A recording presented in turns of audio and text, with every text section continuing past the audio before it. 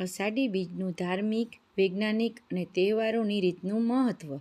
જય શ્રી કૃષ્ણ મિત્રો, તમારું સ્વાગત છે પ્રાર્થના ચેનલમાં. આજે હું તમને એક એવા તહેવાર વિશે જણાવવા જઈ રહી છું જેને ઘણા લોકો માત્ર એક સામાન્ય તિથિ માને છે, પરંતુ હકીકતમાં અષાઢી બીજની પાછળ હજારો વર્ષનો ઇતિહાસ, આધ્યાત્મિક રહસ્યો, પ્રકૃતિ સાથેનો અદ્ભુત સંબંધ છુપાયેલો છે. શું તમે જાણો છો કે કચ્છમાં અષાઢી બીજને નવું વર્ષ કેમ માનવામાં આવે છે? શું કારણ છે કે ખેડૂતો આ દિવસે આતુરતાથી રાહ જુએ છે? અને ભગવાન જગન્નાથની રથયાત્રા સાથે અષાઢી બીજનો શું સંબંધ છે? આ બધા પ્રશ્નના જવાબ આજે તમને મળશે. તેથી વિડીયો અંત સુધી જરૂર જોતા રહેજો. અને તમે અમારી ચેનલને સબસ્ક્રાઈબ ના કરી હોય તો હમણાં જ કરી લેજો. અને આ વિડીયો તમને પસંદ આવે તો તમારા ફ્રેન્ડ સર્કલ અને પરિવારજનો સાથે જરૂરથી શેર કરજો. હવે આપણે સૌ પ્રથમ જાણીએ અષાઢી બીજ શું છે. તો મિત્રો, હિન્દુ પંચાંગ પ્રમાણે અષાઢ મહિનાના શુક્લ પક્ષની બીજી તિથિને અષાઢી બીજ કહેવામાં આવે છે. આ દિવસે ચોમાસાની શરૂઆતનો સંકેત માનવામાં આવે છે. ઉનાળાની ગરમી પછી જ્યારે આકાશમાં કાળા વાદળો દેખાવા લાગે છે, ત્યારે દરેક ખેડૂત અને દરેક ગામવાસીઓના મનમાં નવી આશા જન્મે છે. કારણ કે વરસાદ એટલે જીવન, વરસાદ એટલે અન્ન, અને અન્ન એટલે સમગ્ર માનવજાતનું જીવન. હવે આપણે અષાઢ મહિનાનું મહત્ત્વ સમજીશું. હિન્દુ ધર્મમાં અષાઢ મહિનો ખૂબ જ પવિત્ર માનવામાં આવે છે. આ મહિનાથી ચતુર્માસની શરૂઆત થાય છે. સંતો અને મહાત્માઓ એક જગ્યાએથી રહીને ભજન, કથા અને સાધના કરે છે. ભગવાન વિષ્ણુ પણ આ સમય દરમિયાન યોગ નિંદ્રામાં જાય છે, એવી ધાર્મિક માન્યતાઓ છે. એટલે જ આ મહિનો આધ્યાત્મિક સાધના માટે ખૂબ જ શુભ માનવામાં આવે છે. હવે આપણે અષાઢી બીજ અને પ્રકૃતિ વચ્ચેનો સંબંધ જાણશું. મિત્રો, આપણા પૂર્વજો પ્રકૃતિને ભગવાનનું સ્વરૂપ માનતા હતા.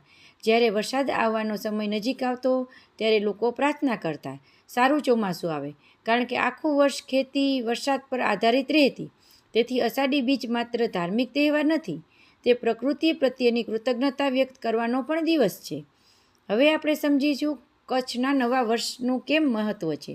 હવે સૌથી રસપ્રદ પ્રશ્ન, કચ્છમાં અષાઢી બીજને નવું વર્ષ કેમ માનવામાં આવે છે?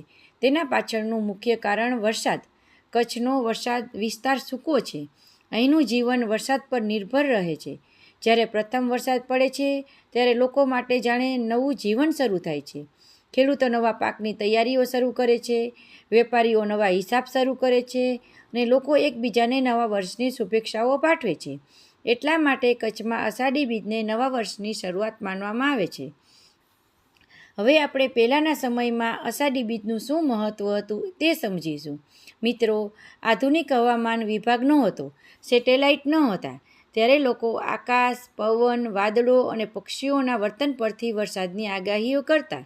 અષાઢી બીજના દિવસે વડીલો આકાશનું નિરીક્ષણ કરતા, પવનની દિશા જોતા, વાદળાનો રંગ જોતા, અને ત્યાર પછી આખા વર્ષની વરસાદની સંભાવના વિશે અંદાજ લાવતા. આ પરંપરા આજે પણ કેટલાક ગામોમાં જોવા મળે છે. મિત્રો, આપણા પૂર્વજો પ્રકૃતિને સમજતા હતા. તેઓ વિજ્ઞાન અને અનુભવ બંનેનો ઉપયોગ કરતા હતા. આપણને પણ પ્રકૃતિનું સન્માન કરવું જોઈએ, વૃક્ષો વાવવા જોઈએ, પાણીનો બગાડ ન કરવો જોઈએ, અને વરસાદને ભગવાનની કૃપા સમજીને તેનું જતન કરવું જોઈએ. હવે મિત્રો, આ હતી અષાઢી બીજની શરૂઆત અને મૂળનું મહત્ત્વ. હવે સૌ રસપ્રદ ભાગ હજી બાકી છે. હવે આપણે જોશું ભગવાન જગન્નાથની અદ્ભુત કથા, રથયાત્રાની શરૂઆત કેવી રીતે થઈ, ભગવાન કૃષ્ણ સાથે તેનો શું સંબંધ છે, અને એવી માન્યતાઓ કે જે કદાચ તમે પહેલાં ક્યારેય સાંભળી પણ નહીં હોય. તો વિડીયો જરૂર આગળથી જોતા રહેજો, અને જય શ્રી જગન્નાથ તેમ કમેન્ટમાં જરૂર લખજો. મિત્રો, આપણે આગળ જાણ્યું કે અષાઢી બીજનું મહત્ત્વ શું છે અને કચ્છમાં તેને નવું વર્ષ કેમ માનવામાં આવે છે. હવે આપણે જાણીએ ભગવાન જગન્નાથની એવી અદ્ભુત કથા જેના કારણે લાખો ભક્તો દર વર્ષે રથયાત્રાની આતુરતાથી રાહ જોવે છે. તો સૌપ્રથમ જાણીએ ભગવાન જગન્નાથ કોણ છે.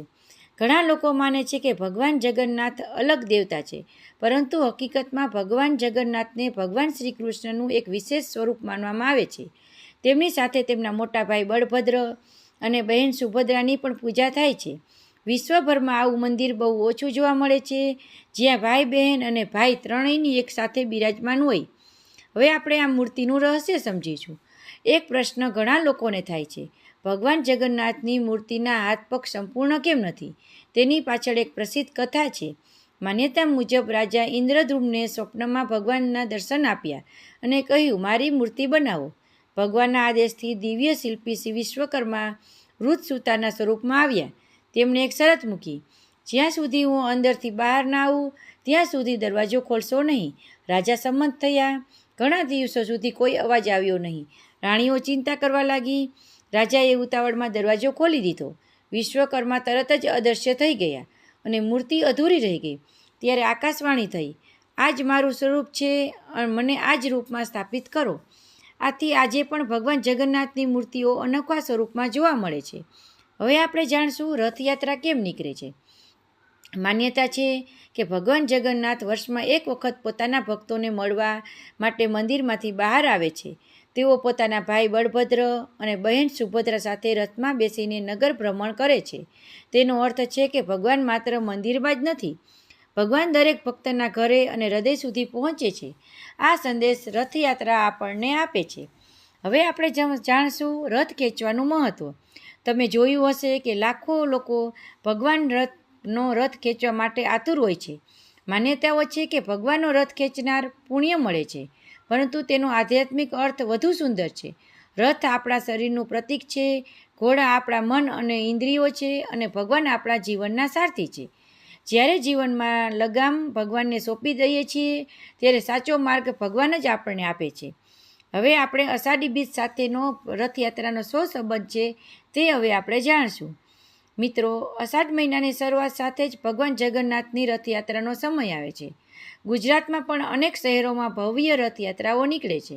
લાખો લોકો ભગવાનના દર્શન માટે ઉમટી પડે છે. ઘરે પ્રસાદ બનાવવામાં આવે છે, દાન પુણ્ય કરવામાં આવે છે અને આખું વાતાવરણ ભક્તિમય બની જાય છે. ભગવાન જગન્નાથની મોટી આંખો આપણને શીખવે છે કે ભગવાન દરેક જીવ પર નજર રાખે છે. તેમનું સ્મિત બતાવે છે કે દરેક પરિસ્થિતિઓમાં આનંદથી રહેવું, અને તેનું અનોખું સ્વરૂપ શીખવે છે કે ભગવાન બહારથી રૂપથી જ નહીં પરંતુ ભાવથી પણ ઓળખવા જોઈએ. મિત્રો, ભગવાન જગન્નાથની આ કથા માત્ર એક વાર્તા નથી, તે ભક્તિ, વિશ્વાસ અને સમર્પણનો સંદેશ આપે છે. પરંતુ હજુ એક ખૂબ જ રસપ્રદ ભાગ બાકી છે. આપણે જાણશું અષાઢી બીજના દિવસે કયા શુભ કાર્યો કરવા જોઈએ, વૈજ્ઞાનિક દ્રષ્ટિએ આ દિવસનું શું મહત્ત્વ છે, અને કચ્છમાં વરસાદની આગાહી કેવી રીતે કરવામાં આવતી, અને અષાઢી બીજ સાથે જોડાયેલા એવા રસપ્રદ તથ્યો જે બહુ ઓછા લોકો જાણે છે. તો મિત્રો, વિડીયો અંત સુધી જરૂર તમે જોજો. તો મિત્રો, તમે અહીં સુધી વિડીયો જોયો છે તો તમે જાણી ગયા હશો કે અષાઢી બીજ માત્ર એક તિથિ નથી, પરંતુ શ્રદ્ધા, પ્રકૃતિ અને નવી શરૂઆતનો ઉત્સવ છે. હવે આપણે જાણીએ આ દિવસ સાથે જોડાયેલી કેટલીક રસપ્રદ અને ઉપયોગી વાતો. તો મિત્રો, અષાઢી બીજ અને કૃષિનું શું મહત્ત્વ છે, હવે આપણે તે જાણીએ. ભારત ખેતી પ્રધાન દેશ છે. વર્ષોથી ખેડૂતો ચોમાસાની રાહ જોતા આવ્યા છે. અષાઢ મહિનો શરૂ થતાં જ ખેતરો તૈયાર થવા લાગે છે. જમીન ખેડવામાં આવે છે, બીજની તૈયારી થાય છે અને સૌની નજર આકાશ તરફ હોય છે. ખાસ કરીને કચ્છ જેવા વિસ્તારોમાં વરસાદ જીવનનો આધાર છે. સારું ચોમાસું આવે તો પાક સારો થાય, પશુઓને ચારો મળે અને સમગ્ર વિસ્તારો ખુશીથી છવાઈ જાય. એટલા માટે અષાઢી બીજ આશા અને નવા જીવનનું પ્રતીક બની જાય છે. વરસાદની આગાહી કેવી રીતે થતી? પહેલાંના સમયમાં આ મુખ્ય કારણ છે કે પહેલાંના સમયમાં વરસાદની આગાહી આપણે કેવી રીતે કરતા. આધુનિક હવામાન વિભાગ પહેલાં લોકો પ્રકૃતિનું નિરીક્ષણ કરતા. વડીલો પવનની દિશા, વાદળાની ચાલ અને પક્ષીઓના વર્તન અને વાતાવરણમાં થતા ફેરફાર પરથી વરસાદનો અંદાજો લગાવી લેતા. આ પરંપરાગત જ્ઞાન પેઢી દર પેઢી આગળ વધતું રહ્યું છે. આજના વૈજ્ઞાનિક યુગમાં પણ આ લોકો અનુભવી આપણા સાંસ્કૃતિક વારસામાં મહત્ત્વનો ભાગ ભજવે છે. હવે આપણે જાણીએ અષાઢી બીજના દિવસે શું કરવું જોઈએ. આ દિવસે ઘણા લોકો સવારે વહેલા ઉઠીને સ્નાન કરે છે અને ભગવાનની પૂજા કરે છે. શ્રી કૃષ્ણ અથવા ભગવાન જગન્નાથના નામનો જાપ કરવામાં આવે છે. ગરીબોને અન્ન, કપડાં અથવા જરૂરી વસ્તુઓનું દાન કરવામાં આવે છે. ઘરમાં શાંતિ, સદભાવ અને સારા સંકલ્પ સાથે દિવસની શરૂઆત કરવામાં આવે છે. હવે આ દિવસે આપણે શું ન કરવું જોઈએ? ઘણી લોકમાન્યતાઓ મુજબ આ દિવસે ઝઘડો, કડવી વાણી અને કોઈનું અપમાન અથવા ખોટા કાર્યો ટાળવા જોઈએ. ભલે આ માન્યતાઓ પ્રદેશ પ્રમાણે બદલાતી હોય, પરંતુ તેનો મૂળ સંદેશ સ્પષ્ટ છે. દિવસની શરૂઆત સકારાત્મકતા અને સદાચારથી કરવી જોઈએ. અષાઢી બીજ આપણને શીખવે છે કે આ તહેવાર આપણે 3 મોટા પાઠ આપે છે. પ્રકૃતિનું સન્માન કરો, વરસાદ, પાણી અને ધરતીનું જતન કરો. બીજું કે ભગવાન પર વિશ્વાસ રાખો, પરંતુ સાથે મહેનત પણ કરો. ખેડૂત બીજ વાવે છે, પછી વરસાદની આશા રાખે છે. અને ત્રીજું, દરેક નવી શરૂઆત આશા સાથે કરો. જૂની નિરાશાઓ છોડી નવા ઉત્સાહથી આગળ વધો. જેમ વરસાદ સૂકી ધરતીને હરિયાળી બનાવે છે, તેમ શ્રદ્ધા અને સારા કર્મો આપણને જીવનની ખુશીઓથી ભરી શકે છે. અષાઢી બીજ આપણને યાદ અપાવે છે કે મુશ્કેલ સમય પછી સારા દિવસો જરૂર આવશે. મિત્રો, આજે આપણે જાણ્યું અષાઢી બીજ શું છે, કચ્છમાં તેનું નવું વર્ષ કેમ મનાવવામાં આવે છે, ભગવાન જગન્નાથની કથા, રથયાત્રાનું મહત્ત્વ, કૃષિ અને ચોમાસા સાથેનો સંબંધ અને આ દિવસનો જીવન માટેનો સુંદર સંદેશ. જો તમને આ વિડીયો ગમ્યો હોય તો તેને લાઈક કરો, તમારા મિત્રો અને પરિવારજનો સાથે શેર કરો અને અમારી ચેનલ પ્રાર્થનાને સબસ્ક્રાઈબ કરવાનું ભૂલશો નહીં. બેલ આઇકન જરૂરથી દબાવજો, જેથી આવતા નવા વિડીયો સૌપ્રથમ તમને મળી શકે. અને કમેન્ટમાં લખજો જય જગન્નાથ અથવા જય શ્રી કૃષ્ણ. ફરી મળીશું એક નવા રસપ્રદ વિષય સાથે. જય જગન્નાથ, જય શ્રી કૃષ્ણ અને તમારો બધાનો આભાર.